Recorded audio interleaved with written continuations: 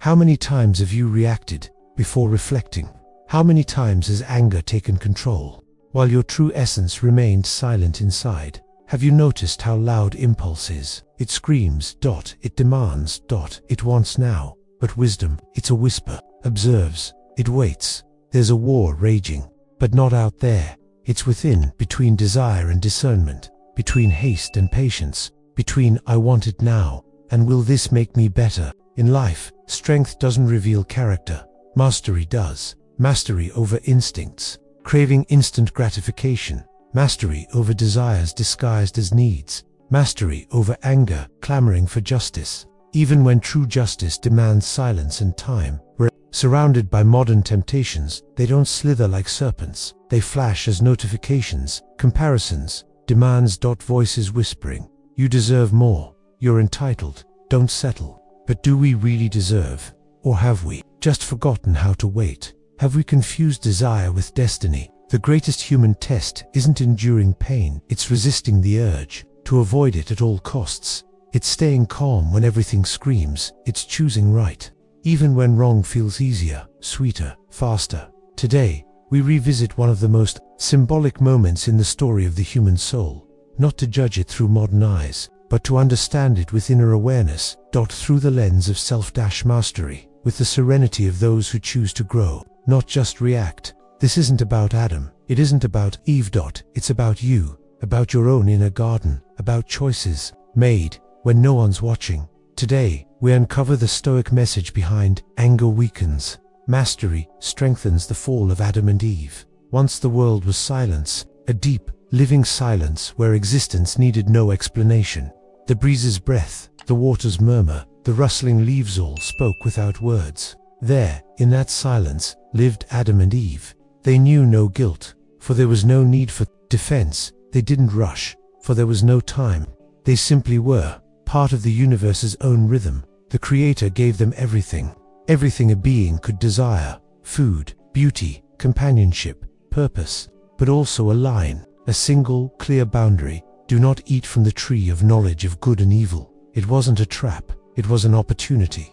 The tree, the limit, wasn't about restriction, but freedom, because only those who can choose are free, and only the mature can say, in the face of desire, not yet. That tree wasn't the garden's center, but it was the center of choice, the point where the soul would be revealed, where humanity would exercise its subtlest power. Self-mastery, patience in uncertainty, trust without explanation, yet silence rarely stays unbroken. One day it was pierced not by shouts, but by a whisper. The serpent came not with force, but with doubt, a smooth, seductive voice slipping through cracks of understanding. Why not? It asked. Why accept a limit? Why trust what you can't see? Is he hiding something? Wouldn't it be better to know for yourself? The voice appealed not to malice, but to ambition disguised as freedom. It offered something that seemed noble: wisdom, autonomy, knowledge. Eve listened, and more she pondered. The tree, once easily ignored, now gleamed. The fruit looked pleasing, especially to the mind's eye. Adam watched, and between seeing and acting, time collapsed. Desire, once ignited, outran reason. No shouts, no external drama, just a quiet act, simple, almost mundane, a gesture lasting seconds yet echoing for generations. With it, silence shattered, not outside, within. Their once clear gaze grew restless. Nakedness, once pure transparency, became shame. They hid not just from the Creator, but from themselves, from what they'd done, what they'd lost. For it wasn't just Eden that vanished, it was the peace of those who know how to wait, the mastery that guards against excess, the trust that upholds willing obedience. The Creator found them, but he didn't rage, didn't strike, just looked, tanned, let them go. That may have hurt most, because the truest punishment is often being left to your own choices. To walk away from what was simple and whole, all for a thoughtless act. Exile from Eden wasn't divine vengeance, it was the natural consequence of a broken covenant. Outside, the earth was harder, the sky farther, work tougher, life more complex, yet purpose remained, a path still unfolded. Adam and Eve didn't vanish, they were called to begin anew, to cultivate not an outer garden, but an inner one, to rebuild inside what was lost outside. From this quiet struggle emerged a new wisdom, not of the fruit, but of experience, not quick knowledge, but awareness earned through pain, effort, and time. The weight of their choice now taught the value of mastery. For every fall holds a mirror. Every exile offers to those who look deeply a chance to return, not to physical Eden, but to the Eden of consciousness, where impulse is seen clearly, where desire is acknowledged but not obeyed, where anger is felt but not followed, where silence returns to the heart not as ignorance but as maturity. In this light, the fall isn't just a myth about sin, it's a living metaphor for the human condition. We've all eaten fruit we knew we shouldn't touch. We've all heard the serpent's whisper within the voice, questioning limits, craving shortcuts, selling the illusion of control. We've all stood before a symbolic tree and reached out, not because we're evil, but because we're impatient, because we've yet to learn the highest art, to wait, to trust, to master ourselves. The Stoic view leaves no room for endless regret. As Marcus Aurelius said, the soul becomes what it feeds. In that moment, Adam and Eve, fed Desirand, grew fragile. But outside Eden, they began feeding responsibility and became human. The tragedy wasn't the end. It was the dawn of awareness. After the fall, humanity had to build what was once given, and that demands mastery, courage, wisdom. As Epictetus taught, it's not things that disturb us, but our judgments about them.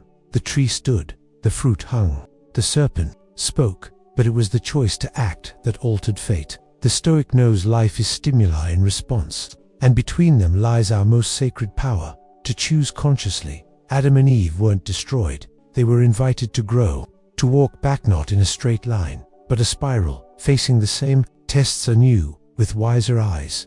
So it is with us. Yesterday's fall becomes today's foundation. Yesterday's shame becomes today's compassion. Yesterday's impulse becomes today's mastery. And with each conscious choice, we rebuild Eden within.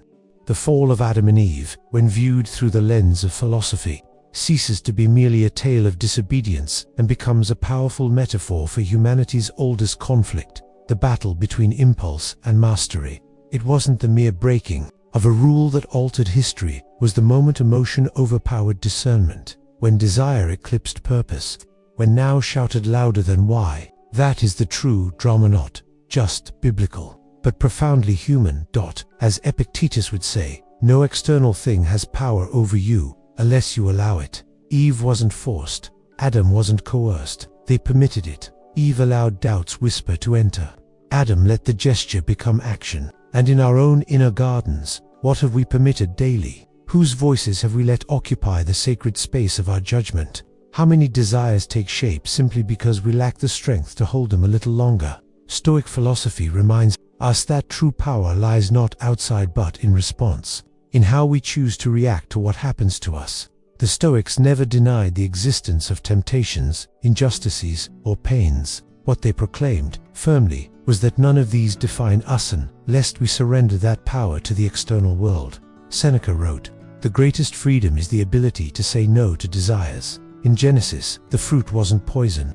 It was a symbol, a test. It represented everything we crave prematurely, everything that lures us with the illusion of ease, speed, or promise. The tragedy wasn't in the fruit but in the inability to say no. The freedom to refuse is what separates us from inner bondage. And as Seneca noted, true liberty isn't doing whatever we want, it's not doing what we know weakens us. Not mastery, then, isn't weakness. On the contrary, it demands strength, not the kind that shouts, imposes, or resists outwardly, but the quiet strength to restrain impulse, to govern anger, to breathe through provocation. It's the strength to look at the fruit and know it's not worth the peace that would be lost. Marcus Aurelius distilled it with Stoic precision. You have power over your mind, not external events. Realize this, and you will find strength. External events will keep happening. Serpents will keep whispering. Fruit will keep gleaming. The world won't change to accommodate our serenity. We must cultivate, within, an unshakable space, a garden, where mastery flourishes, even as chaos screams. This isn't about pride, not spiritual arrogance. It's about maturity. Stoic maturity understands that the pain of momentary restraint is lesser than the pain of prolonged guilt, that the price of no now is lighter than the weight of a regretful yes later. True wisdom lies in choosing what builds, not just what soothes. This is the virtue of resistance, not of pride, but of maturity, the maturity of one who looks inward and recognizes, I could, but I shouldn't, and so, I won't. Not out of fear, but out of strength. Strength of spirit, strength of soul. Adam and Eve were human, they fell, so do we. But the Stoic doesn't seek perfection, they seek awareness, and the moment we recognize an impulse and pause, even for a second, we're rebuilding Eden, not outside. Within, that is true mastery, and perhaps the greatest power we can wield. And you?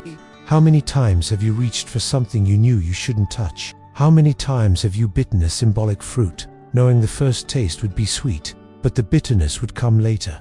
Relentless, silent, heavy. Life is made of these small, seemingly harmless moments, of rushed decisions, of words that escape when they should have been silenced, of desires taking the wheel when we should veer been steering. How many times have you surrendered to anger, 4 seconds, only to regret it for days? How many times have you acted on heated impulse, only to watch the garden of your peace be uprooted? The fall of Adam and Eve isn't distant from you. It's not a myth frozen in time. It repeats your mind, choices, reactions, every time you know what's right, yet choose what's easy. Every time you let the serpent of anxiety, haste, or vanity whisper, and find an echo within, and that silence unsettling you. Today's it punishment, or your training ground, the place where your soul learns to stand firm, even when there are no answers. Could the no life gave you the closed door, the delay, the wait, be not a penalty, but an invitation to cultivate something not yet in bloom? Self-mastery. Are you living in an invisible prison, chained to resentment, to the need to control everything, to the craving for validation, love, recognition? Who hurt you, that you still haven't dared to forgive? Could that grudge you carry silently be more poisonous than the wrong done to you? Could clinging to it be like eating the fruit that made you fall? And the urge to react, to answer, to shout, to prove your point, is it pulling you away from what's most sacred? How many opportunities have you lost by not waiting? How many bridges have you burned by choosing to be right over being at peace? Stoic philosophy didn't come to make you cold. It came to make you steady, not unfeeling, but unshaken by external chaos. It reminds you, true strength isn't conquering others, but conquering yourself. Maybe you're outside your own garden today, feeling exiled from your peace, distant from your essence. But Eden, as we've said, isn't a place out there. It's an inner state, the territory of consciousness, and it can be rebuilt, slowly, choice by choice, mastery after mastery. So today, perhaps the call isn't to act but to pause, to breathe, to ask, does this bring me closer to or further from who I want to be? Is this reaction mine, or my wounded ego's? Is this desire true, or just an escape? Life doesn't demand perfection, but it cries out for presence, for discernment, for maturity. And if you can withhold a reaction, delay an answer, silence a rage, you're already returning to the garden. You're already, in some way, rediscovering Eden within, because perhaps true strength isn't changing the world around you but changing the world within you. The truly wise man does not conquer with force, but with restraint. He does not raise his voice to impose his will. He quiets himself to hear what the ego refuses to listen to. And in that silent act, he discovers something greater, not the noise of the world, but the presence of God in the depths of consciousness. There, between silence and surrender, he rediscovers Eden, not a place, but a state of being, an inner garden where temptations still exist, but the roots run deeper than impulses. Because true paradise isn't the absence of trials It's single quotes as maturity in facing them. It's saying yes to what elevates, and no to what merely satisfies momentarily. It's trading instant pleasure for lasting peace. It's having power, and choosing not to use it. That's why mastery isn't weakness, it's the highest form of power, because controlling others is easy. The real challenge is governing yourself, taming the mind when it screams, silencing the soul when it wants to react, standing firm when everything invites escape. If this story stirred something deep within you, if this inner Eden feels distant yet desirable, consider following this channel. Here, every story is a silent compass for the soul. Every reflection is a mirror, inviting the courage to look within. Every word is a reminder. You don't need ready-made answers. You need presence. You need purpose. You need yourself, and you already have all of it. You just need to learn not to waste it. Not time, not your soul, not the chance to bloom.